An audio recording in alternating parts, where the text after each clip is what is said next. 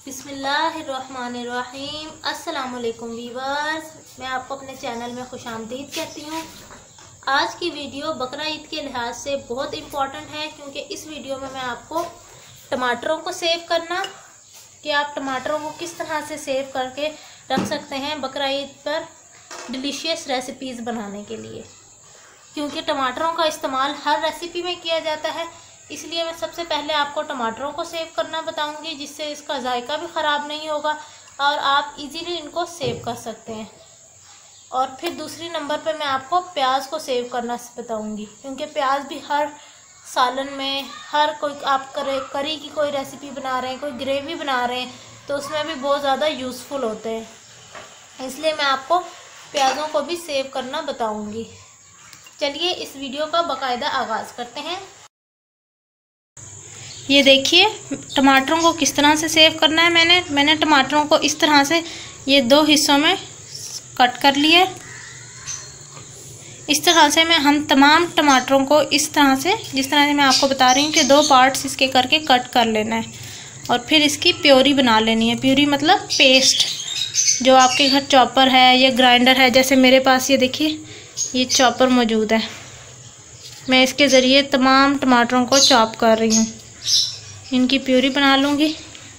फिर next step हमने क्या परफॉर्म करना है कि हमने एक बहुत बड़ा सारा बर्तन ले लेना है, उसके अंदर इसकी प्यूरी बना के डालते चले जाना है दोबारा से। ये देखिए मैं इसके अंदर 3 टेबलस्पून नमक डाल रही हूँ, जो कि एक बहुत बड़ा प्रिजर्वेटिव है। आपने अक्सर देखा होगा कि जितने भी जो फ्रोज़न चीज़ें होती हैं उनके अंदर सॉल्ट डाला जाता है, वो इसीलिए ताकि वो चीज़ें देर तक फ्रीज़ रहें और ख़राब ना हों। देखिए मैंने मीडियम टू हाई फ्लेम पर इसको प्यूरी को पकने के लिए छोड़ दिया है, और हम इसको तब तक कुक करेंगे जब तक इसके अंदर मौजूद पानी या वो जूस जो होता है टमाटरों का वो ख़त्म नहीं हो जाता। जब वो बिल्कुल ख़त्म हो जाएगा और ये बिल्कुल पेस्ट की फॉर्म में आ जाएगा, तो तब हम इसको ठंडा होने के लिए छोड़ देंगे। ये देखिए जब टमाटरों में मौजूद जितना भी मॉइस्चर था, जितना भी उसका जूस था, वो सारा खुश्क हो गया। तो मैंने सिंपली क्या किया है कि 5-5 किलो वाले, या फिर आप यूँ कह लें 2-2 किलो वाले आप शापर ले लें या कोई जिप लॉक बैग ले लें। उसके अंदर वो टमाटरों का जो पेस्ट सा बन गया है वो आपने सिंपली शापरों के अंदर डालना है और फ्रिज के अंदर रख देना है, फ्रीज़र वाले खाने में। इससे ये होगा कि जितने भी आपके फ्रीज़र में सामान है वो इजीली एडजस्ट भी हो जाएगा और इसको जो है ज़्यादा जगह नहीं ये घेरेगा।